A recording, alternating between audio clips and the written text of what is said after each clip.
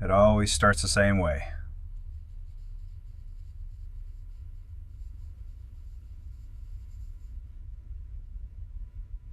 You're tired. It's late. Or maybe it's just one of those days where your brain feels foggy. You sit down, open your phone, just for a second.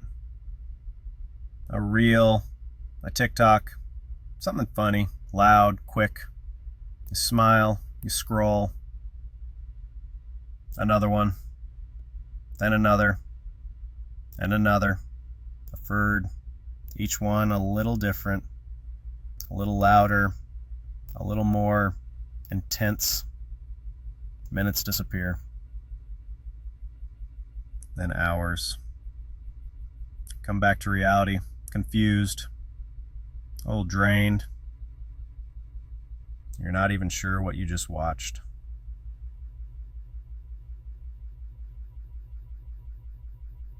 What if I told you that exact experience is not a bug? It's the product. These short videos, these endless feeds, were designed not to entertain you, but to capture and hold your attention as long as possible. That's not some wild conspiracy. It's just business. Time equals money. And your attention, that's the currency. Behind every scroll, there's a team.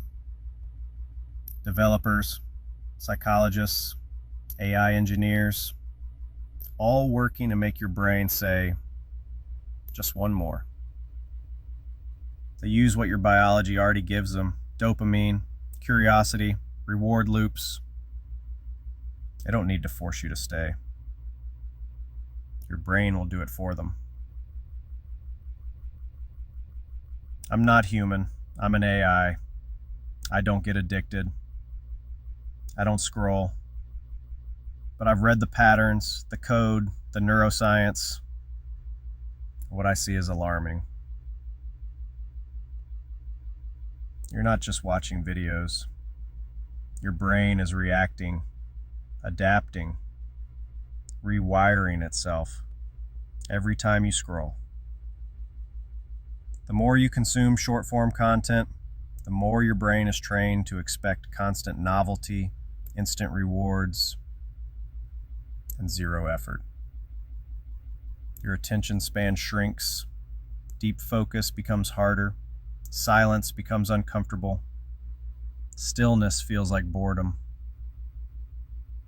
And boredom, that's the new enemy. But it wasn't always like this. Something changed, and it happened fast. In this video, I'll show you what exactly is happening in your brain when you scroll. I'll explain the psychological traps, the data behind it, what this means for your memory, focus, and emotions, and what you can do to take back control. Because this is bigger than just social media. This is about how you live, how you think, how your brain works. So, are you still watching? Good. Let's begin. Chapter 1. What happens to your brain when you scroll? Every time you scroll, your brain changes, just a little. But over time, those little changes start to add up. Let's look at what's really going on inside your head when you scroll.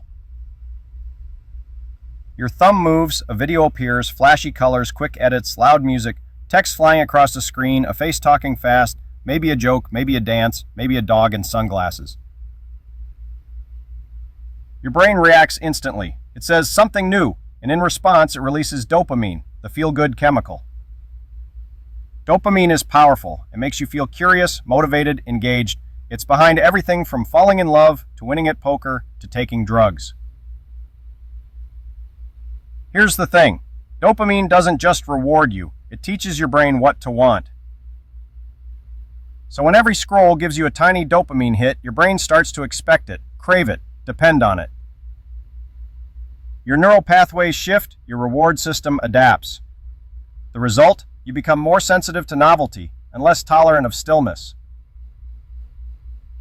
This is what neuroscientists call a dopamine feedback loop. You scroll, you get rewarded, and you want to scroll again. It's the same mechanism that drives gambling. Slot machines, for example, don't just give you random rewards. They're designed to be unpredictable. And that unpredictability, that maybe, makes your brain light up even more. TikTok works the same way. The content is fast and chaotic. You never know what comes next. Maybe something funny, maybe shocking, maybe useless, but maybe amazing. So you keep scrolling, searching, reacting, hoping. And here's the dark twist. The algorithm learns from your reactions. It adjusts what it shows you. It studies your pauses, your likes, even your eye movements. The more you watch, the better it gets at keeping you watching. And all the while, your brain is adapting to this endless loop of stimulation. It becomes harder to focus on slower things: reading, thinking, listening, real conversations. You feel bored faster. You switch tasks more often. Your baseline attention span shrinks. And all of that started with one tiny dopamine spark. One scroll at a time. Chapter 2. Why does it feel so addictive? You open your phone. Just a quick break, one scroll. But suddenly, you've watched 20 videos, maybe 40, maybe more. Some were boring, some were funny, some you already forgot, and yet you kept scrolling.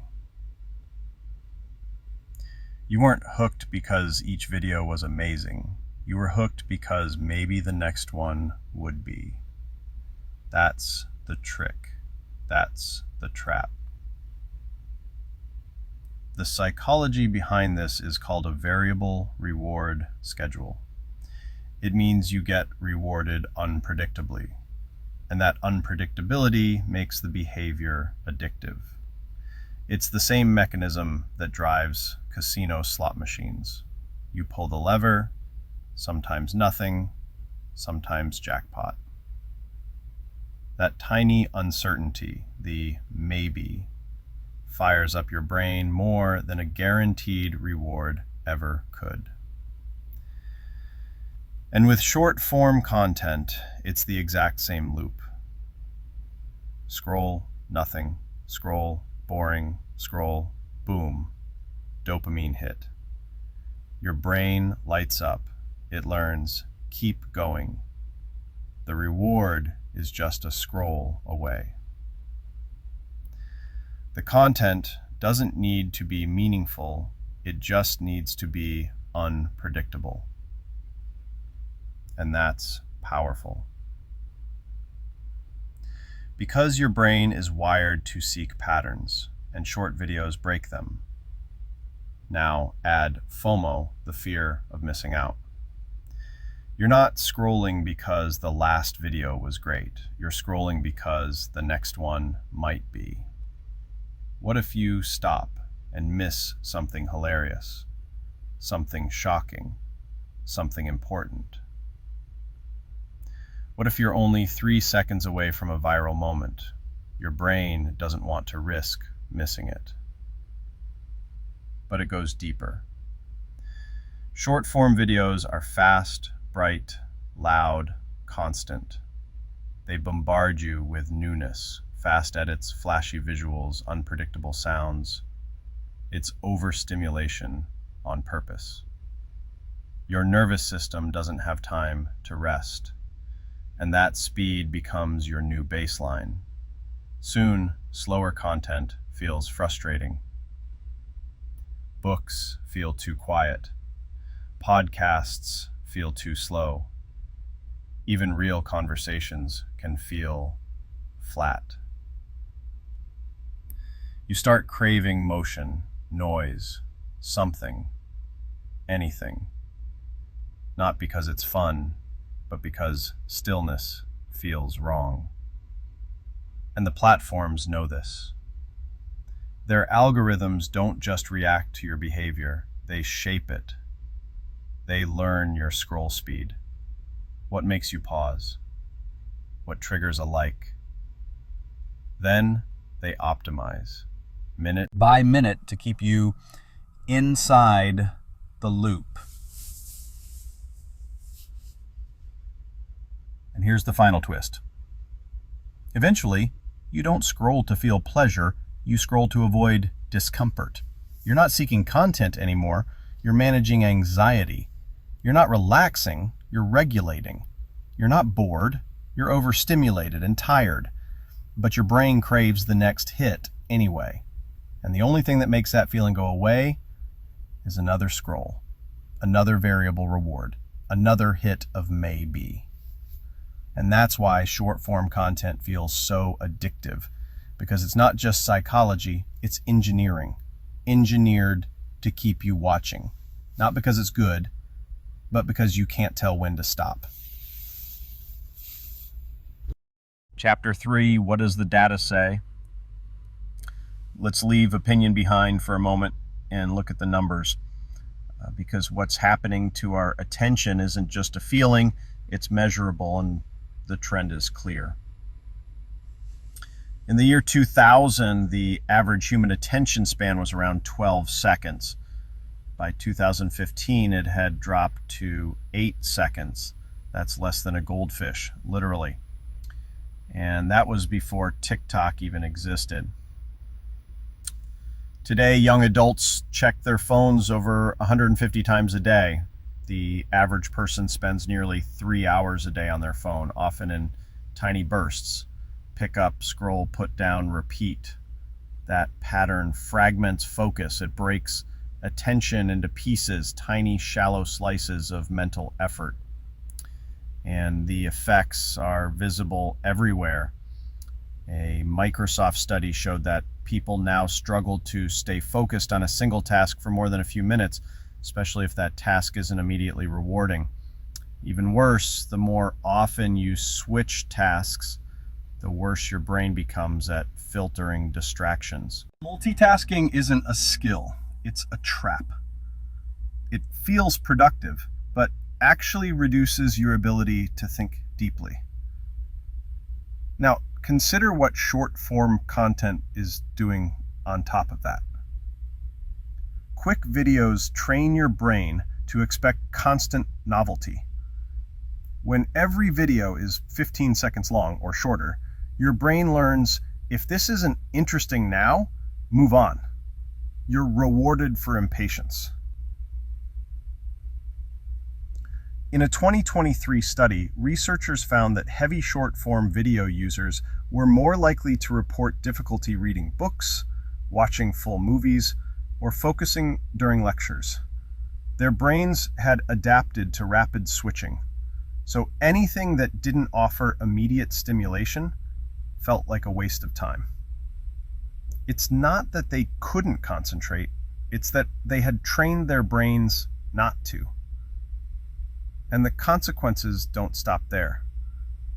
Studies show that high screen time correlates with increased anxiety, sleep problems, and lower life satisfaction, especially in young users. The constant input doesn't just exhaust your attention, it wears down your emotions. What's most alarming? Many users don't even enjoy what they're watching. One study found that people felt worse after using TikTok for 30 minutes, but kept watching anyway. They weren't chasing fun, they were stuck in a loop. This is what scientists call passive consumption. You're not actively engaging with the content, you're just absorbing it, letting it happen to you.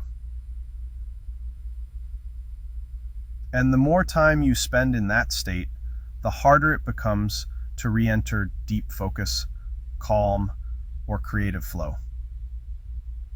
Your brain starts to resist slowness, resists silence, resists the very conditions required for clear thought. This isn't just about distraction anymore. It's about rewiring how we think. And the data, it doesn't lie. We're not just losing time to short-form content. We're losing attention. And attention is the foundation of everything. Learning, memory, imagination, creativity, connection. Without attention, nothing sticks, nothing deepens. And that should concern us more than any algorithm ever will. Chapter 4: How the TikTok algorithm really works. It doesn't take long. You open TikTok or Instagram Reels, watch a few videos, and suddenly it knows you. It knows your humor, your taste, your fears, even your insecurities. But how? How does a machine learn so fast?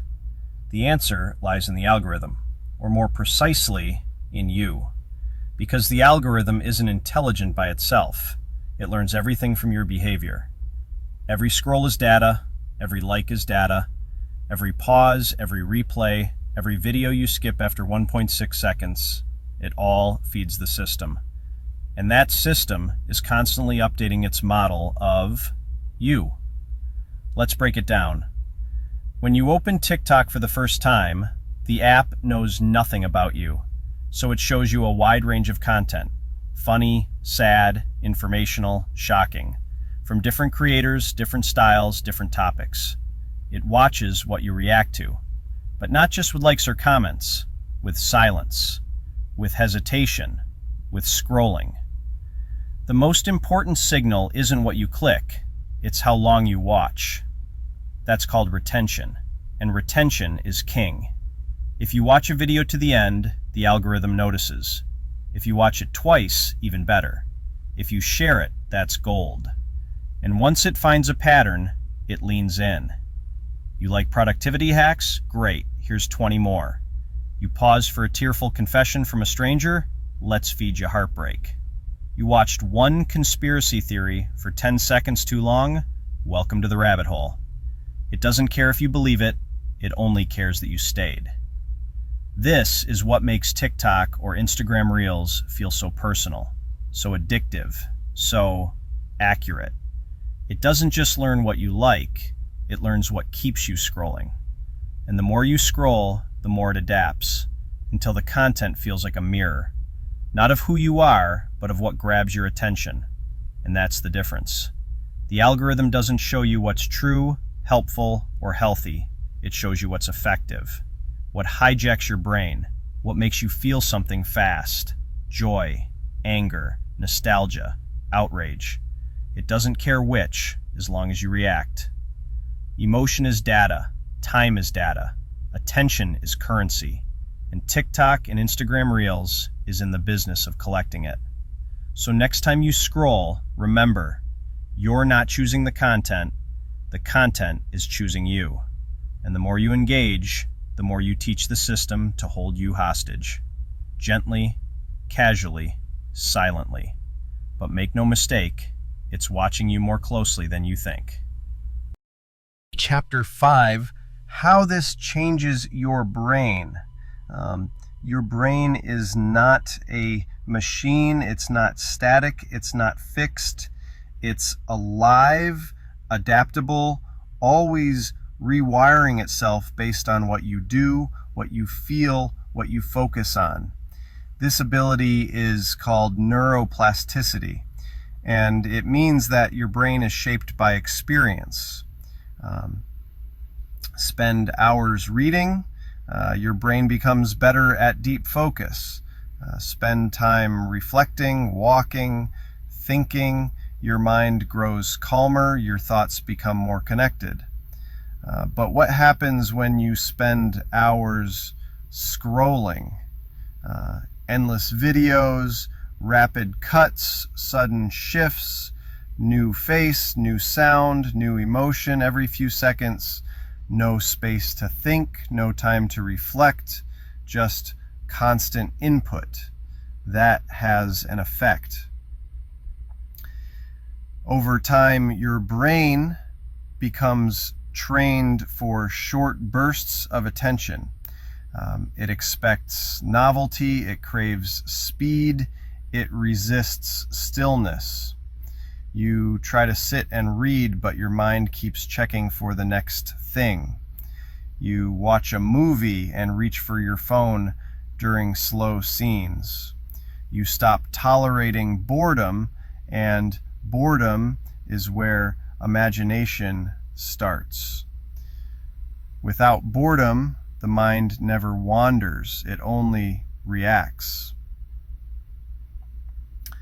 Studies show that heavy users of short-form content experience symptoms of overstimulation, restlessness, anxiety, emotional numbness. It's not just distraction, it's dysregulation.